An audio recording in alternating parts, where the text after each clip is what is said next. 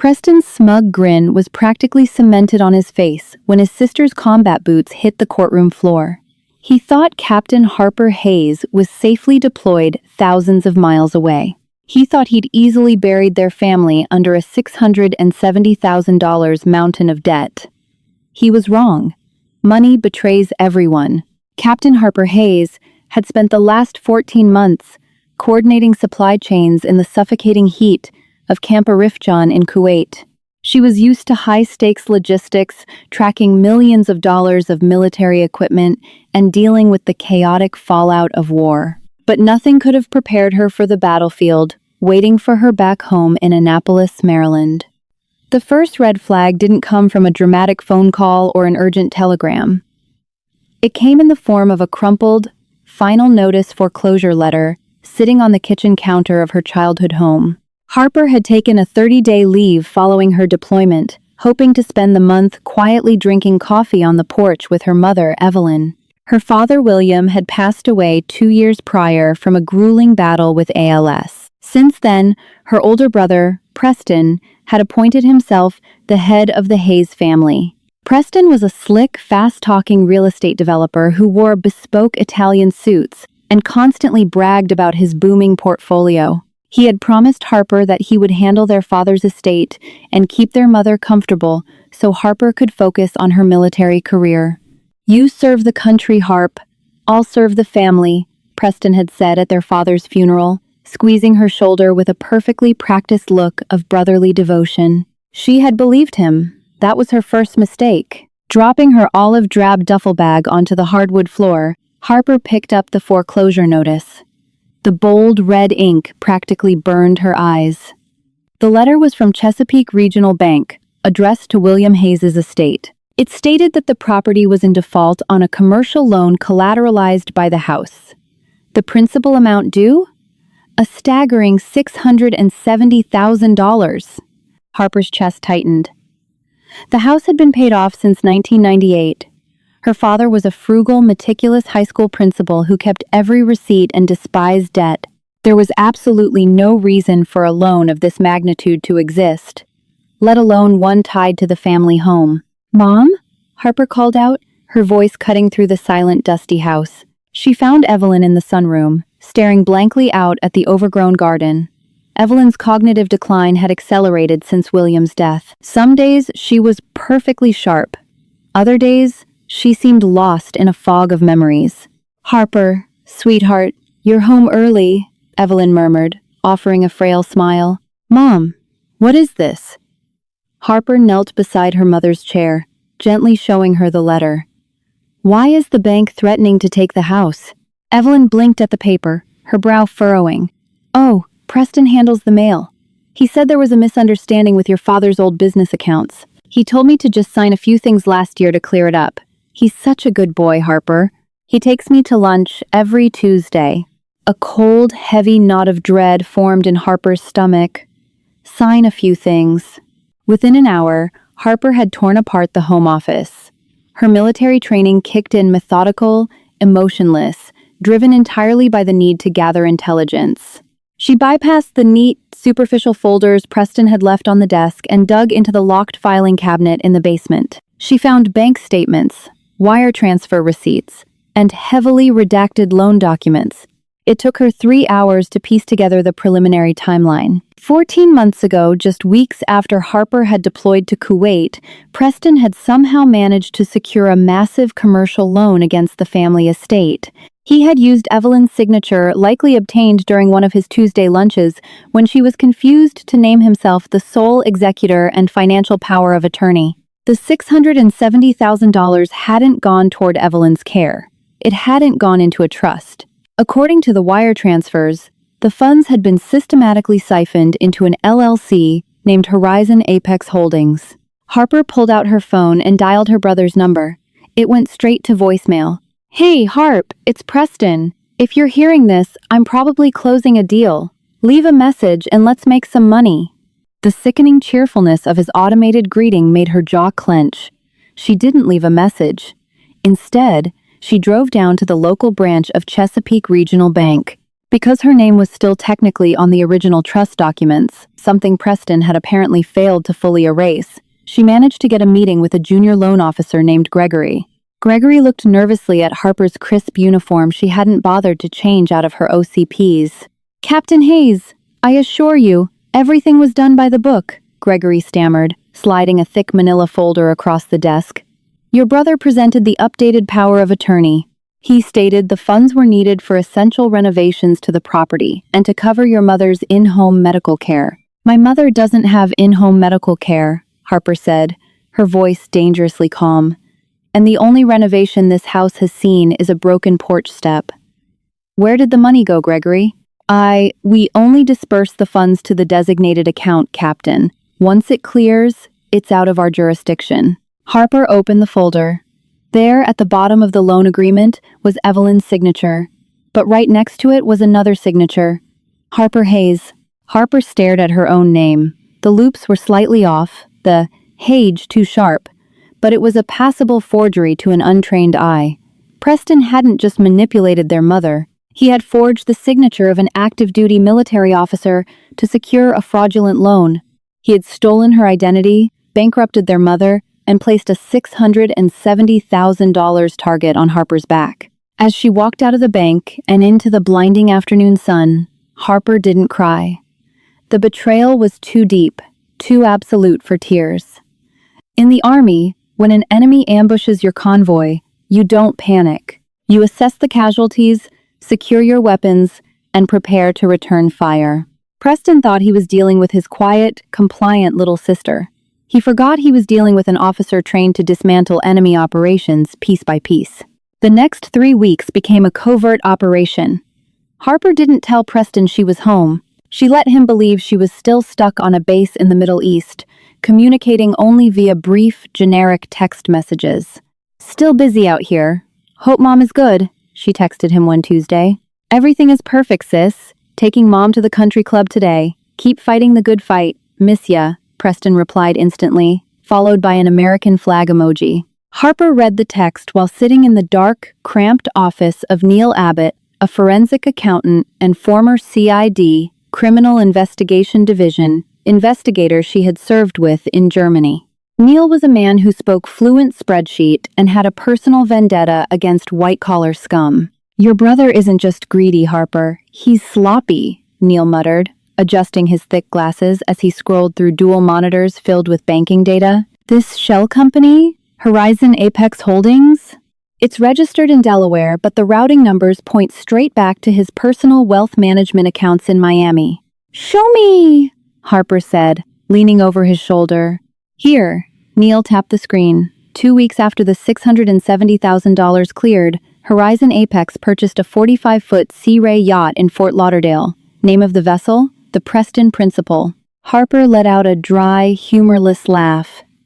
"He bought a yacht with my father's life savings." "It gets better," Neil continued, his fingers flying across the keyboard. A month later, $80,000 was wired to a high-end jeweler in Manhattan. The memo line says, "Engagement ring." I'm guessing Madison is sporting some heavy artillery on her left hand. Madison was Preston's fiancée, a 24-year-old aspiring influencer who treated Preston like a walking ATM. So he forged my name, defrauded a bank, took advantage of an elderly woman with dementia, and bought a boat and a diamond, Harper summarized, crossing her arms. "What's the play, Neil?" "The bank is moving fast on the foreclosure," Neil warned. "They've set a preliminary hearing date for the 14th of next month. Preston filed a motion to default on your behalf, claiming you are unlocatable and unreachable due to your deployment.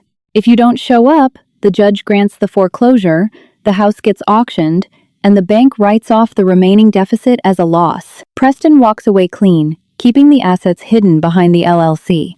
Not on my watch." Harper left Neil's office and immediately called Captain Wyatt Sullivan, a JAG, Judge Advocate General Attorney she had known since her West Point days. Wyatt was brilliant, ruthless in a courtroom, and owed Harper his life after a harrowing convoy extraction in Kabul 5 years prior. When she laid out the evidence in a dimly lit diner outside D.C., Wyatt just shook his head, staring at the forged signature. "Harper, under the Service Members Civil Relief Act, SCRA. They cannot legally proceed with this foreclosure while you are on active duty, let alone default you, Wyatt explained, sipping his black coffee. But we aren't just going to invoke the SCRA deposit. We are going to let Preston walk into that courtroom believing he has won. Then, we drop the hammer. I want him in handcuffs, Wyatt. I want everything he took from my mother returned. We'll get the civil victory first, void the loan due to fraud, and then hand the neatly wrapped package of forgery and wire fraud over to the district attorney for criminal prosecution, Wyatt promised, his eyes narrowing with predatory focus. But you have to stay a ghost. He cannot know you are in the States. For the next 10 days, Harper lived in the shadows. She moved her mother out of the Annapolis house and into a private, secure, assisted living facility specializing in memory care, paying for it with her own military savings. When Preston called the house and got the disconnected tone, he panicked. Harper finally answered a call from him, using a digital routing app to make it look like the call was coming from an overseas military switchboard. "Harp! Jesus, I've been trying to reach you." Preston's voice cracked with artificial concern. "Where is Mom? I went by the house and it's empty." "Hey, Preston," Harper said, forcing her voice to sound exhausted and distant. "Sorry, communications are down here. I had the VA move Mom to a specialized facility. Her memory was getting worse. I thought you knew?" There was a pause on the line. Preston was quickly calculating his angles. "Oh, yeah, right. Good call, sis. Listen, Harp, there's a tiny legal hiccup with the house. Dad left behind some hidden debts we didn't know about. It's a mess. The bank is being aggressive." "What kind of debts?" she asked mildly. "Taxes, bad investments, you know, Dad," Preston lied effortlessly. Harper dug her fingernails into her palms so hard, she almost drew blood. "You coward. Anyway, there's a hearing on the 14th. The lawyer said since you're deployed, the court will just process the paperwork, and I'll handle the fallout. Don't even worry about it. Focus on your mission." "You're sure you have it handled, Preston?" "Absolutely," he said, his voice dripping with faux heroism. "I've got everything under control. Leave the heavy lifting to me." "Okay, Preston. I'll leave it to you." Harper hung up the phone and looked across the table at Wyatt, who was grinning like a shark smelling blood in the water. The trap was set. Preston had built his empire on a foundation of lies, underestimating the quiet girl who used to idolize him. But Harper wasn't a little girl anymore. She was a soldier, and in 5 days, she was taking her brother to war. The Anne Arundel County Courthouse was a sprawling structure of imposing limestone and cold, polished marble, designed to make anyone who entered feel incredibly small. But Preston Hayes did not feel small. As he strutted through the heavy brass doors of courtroom 4B, he looked like a man who had just conquered the world. He was impeccably dressed in a custom-tailored charcoal Brioni suit, the fabric catching the dull fluorescent light. A silk pocket square, perfectly folded, peeked from his breast pocket. Clinging to his left arm was Madison, his fiancée, wearing a designer dress that was entirely inappropriate for a legal proceeding, and flashing an obscenely large emerald-cut diamond ring. It caught the light, throwing fractured rainbows across the oak benches. Harrison Brooks, Preston's high-priced, morally flexible defense attorney, was already waiting at the plaintiff's table alongside the legal representatives from Chesapeake Regional Bank. Brooks was a man who specialized in making financial problems disappear for wealthy clients. He gave Preston a curt, confident nod. The bank's lawyer, a nervous-looking man in a cheap suit, simply organized his thick stacks of foreclosure documents. "Are we ready to wrap this up?" Preston whispered to Brooks, sliding into the heavy wooden chair. He checked his gold Rolex, another recent acquisition funded by the fraudulent loan. "It should take less than 20 minutes, Brooks replied smoothly, barely glancing up from his legal pad. "The judge is Rosalind Carter. She's a stickler for procedure, but since we filed the motion for default judgment and your sister has failed to appear or respond, the bank will automatically take possession of the collateral. The estate will be liquidated to cover the debt. Horizon Apex Holdings remains completely insulated from the fallout. You walk away clean, Preston." Preston leaned back, lacing his fingers together behind his head, a smug, untouchable smile spreading across his perfectly moisturized face. God, I love the American legal system. At precisely 10 a.m., the bailiff's voice boomed through the quiet courtroom. All rise. The Honorable Judge Rosalind Carter presiding. Judge Carter emerged from her chambers, a no-nonsense woman in her late 50s, with sharp, observant eyes and a demeanor that suggested she suffered fools poorly. She took her seat at the elevated bench, adjusted her reading glasses, and opened the thick file resting before her. Court is now in session. We are calling the matter of Chesapeake Regional Bank versus the estate of William Hayes, concerning the commercial foreclosure of the property located on Oak Haven Drive. I see counsel for the plaintiff and the designated executor for the estate. Mr. Brooks, you are representing Mr. Preston Hayes? Yes, Your Honor, Brooks stated, standing up and buttoning his suit jacket. And I note that the co-signer of this loan, Captain Harper Hayes, is not present, Judge Carter noted, her eyes scanning the empty seats behind the defense table. Mr. Hayes, as the primary executor, can you explain the absence of the co-signer? Preston stood up, instantly adopting a mask of somber, brotherly concern. He placed a hand over his heart. Your Honor, my sister is currently an active duty captain in the United States Army. She is deployed overseas in a highly volatile combat zone in Kuwait. I have tried exhaustively to reach her regarding this unfortunate financial burden our late father left behind, but communications are entirely restricted. Given her vital service to our country, I have taken it upon myself to handle this tragic family matter alone, to spare her the distress. Madison actually dabbed her dry eyes with a tissue. It was a spectacular performance. I see, Judge Carter said, her tone softening slightly at the mention of military service. And the bank is seeking a summary default judgment due to non-payment? The bank's lawyer stood up. Yes, Your Honor. The estate is in default of a $670,000 commercial loan. We simply ask to proceed with the foreclosure and asset liquidation, as outlined in the signed agreement. Judge Carter picked up her pen, hovering it over the final order of default. Given the circumstances and the failure of the cosigner to appear or file a contestation, I am inclined to grant the heavy, solid oak double doors at the back of the courtroom swung open with a resounding bang that echoed like a gunshot. Every head in the room snapped backward.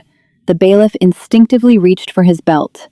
Judge Carter dropped her pen. Standing in the doorway, framed by the harsh hallway light, was Captain Harper Hayes. She was not in her combat fatigues today. She was wearing her pristine, razor-sharp Army service uniform. The dark blue jacket was perfectly fitted, adorned with an array of ribbons and medals that caught the courtroom lights. Her brass gleamed. Her posture was rigidly straight, projecting an aura of absolute, uncompromising authority. And right beside her, carrying a leather briefcase that looked heavy enough to sink a battleship, was JAG attorney Wyatt Sullivan. Preston's face drained of color so fast he looked as though he were going to vomit. His jaw went entirely slack. The smug, untouchable grin vanished, replaced by an expression of pure, unadulterated terror. Madison let out a tiny, confused gasp. Harper did not look at her brother.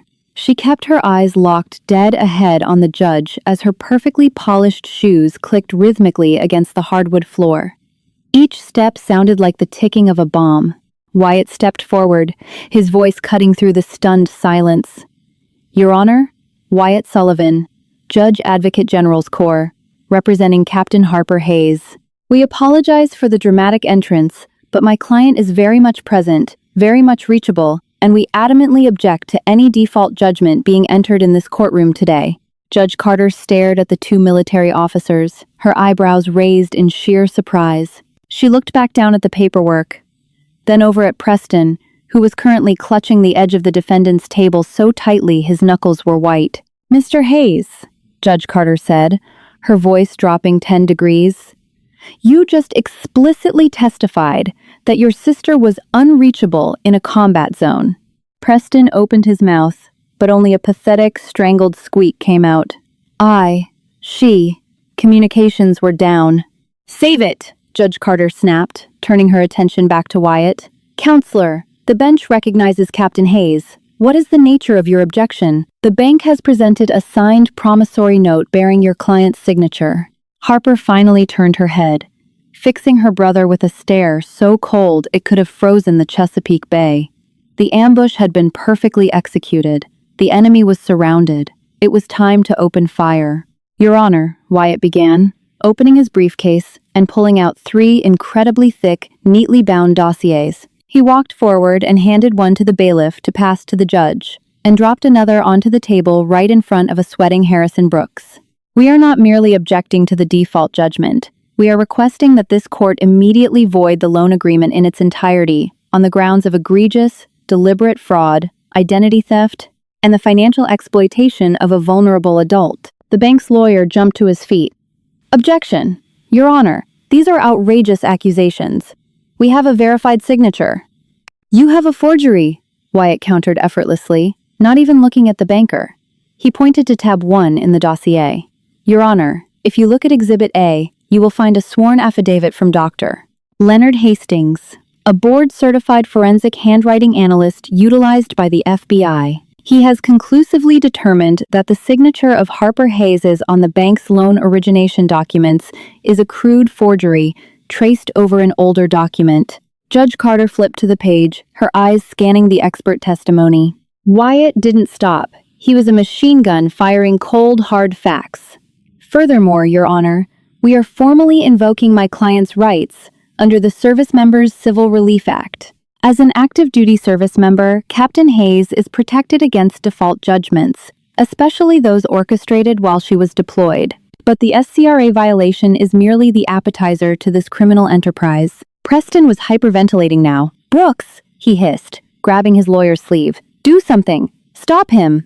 Brooks fiercely yanked his arm away, his eyes scanning the forensic report. He knew a sinking ship when he saw one, and he had no intention of going down with the captain. "Shut up, Preston," Brooks muttered under his breath. "Let us examine where the bank's money actually went," Wyatt continued, pacing the floor.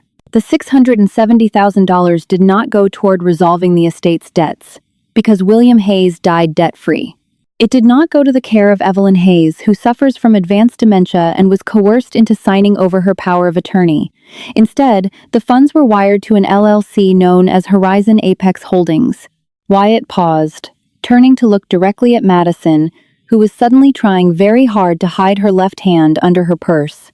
Exhibit C contains the forensic accounting reports prepared by Neil Abbott, a former CID investigator, Wyatt announced, his voice echoing off the marble walls. Mr. Abbott traced the routing numbers of Horizon Apex Holdings directly back to Mr. Preston Hayes' personal wealth management accounts. And how was this money spent? 14 days after the loan cleared, Mr. Hayes purchased a luxury 45-foot Sea Ray yacht, aptly named the Preston Principal. 30 days later, an $80,000 wire transfer was sent to a Manhattan jeweler for the diamond ring currently sitting on his fiancée's finger. The courtroom was dead silent, save for the furious scribbling of the court stenographer. "This was not a misunderstanding, Your Honor," Harper spoke up for the first time. Her voice was steady, resonant, and commanded absolute attention. "My brother weaponized my deployment. He used my mother's declining mental health as a tool. He stole our family's legacy to fund a lifestyle he could not afford, and he walked into this courtroom today fully intending to leave my mother homeless to cover his tracks." Judge Carter's face had transformed into a mask of pure judicial fury. She looked at the bank's attorney, who was hastily packing his briefcase, as if trying to physically distance himself from Preston. "Counselor," Judge Carter said to the banker, her voice lethal, "did your institution fail to verify the identity of a military officer before issuing a loan of over $500,000? "Your Honor, we relied on the power of attorney provided by Mr. Hayes," the banker stammered, sweating profusely. "A power of attorney obtained from a woman with dementia," the judge shot back. "Your negligence is staggering. The court finds the promissory note null and void against the estate of William Hayes and Captain Harper Hayes due to fraudulent execution. The bank's claim against the property on Oakhaven Drive is dismissed with prejudice." Judge Carter then turned her terrifying gaze upon Preston. He shrank back into his chair, looking like a cornered rat. "Mr. Hayes," the judge said, her voice echoing with finality, "I have presided over this court for 22 years, and the sheer audacity of your deception is breathtaking. You have defrauded a financial institution, exploited an elderly woman, and attempted to ruin the life of a decorated military officer while she was serving her country. She slammed her gavel down with a crack that made Preston violently flinch. "This civil matter is dismissed, but your legal nightmare is just beginning," Judge Carter declared. "I am officially forwarding the entire record of today's proceedings, along with Captain Hayes's evidence, directly to the District Attorney's Office and the Federal Bureau of Investigation, with a strong recommendation for immediate criminal prosecution for wire fraud, identity theft, and elder abuse. Court is adjourned." As the judge swept out of the room, Preston collapsed forward, burying his face in his hands. Madison didn't comfort him. She stood up, looked at the $80,000 ring on her finger, gave Preston a look of utter disgust, and walked quickly out of the courtroom without looking back. Harper stood perfectly still as her brother slowly lifted his head. He looked broken, pathetic, his expensive suit suddenly looking like a clown costume.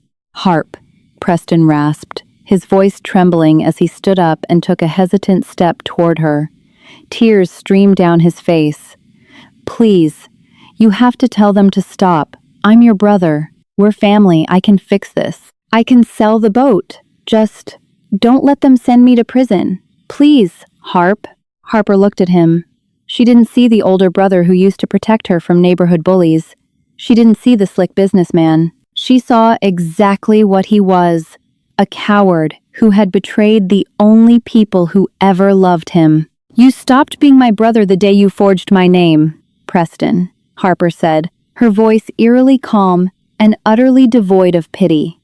"Enjoy the boat." She turned on her heel and walked down the center aisle of the courtroom, her military boots echoing off the marble. Wyatt fell into step right beside her. They pushed through the heavy wooden doors and walked out into the bright Maryland sunshine, leaving Preston alone in the dark to face the ruins of his own making. 3 weeks later, the FBI raided Preston's Miami condo. The footage of him being let out in handcuffs, wearing a wrinkled t-shirt, made the local evening news. The Preston principal was seized by federal authorities and auctioned off to begin repaying the bank he had defrauded. He was facing up to 20 years in federal prison. As for Harper, she didn't watch the news broadcast. She was sitting on the freshly repaired porch of her childhood home in Annapolis, holding a warm cup of coffee. Beside her, Evelyn was smiling, comfortably wrapped in a thick quilt, pointing out a red cardinal landing in the overgrown garden. The war was over, the house was safe, and Captain Harper Hayes had finally won the peace. Betrayal hits hardest when it comes from family, but Captain Harper Hayes proved that integrity and courage will always outmaneuver greed. Preston thought he could steal their legacy, but he forgot you never ambush a soldier. If you were captivated by Harper's relentless fight for justice and her brilliant courtroom takedown, hit that like button. Share this story with someone who loves seeing karma served cold. And don't forget to subscribe to the channel for more incredible, jaw-dropping real-life drama.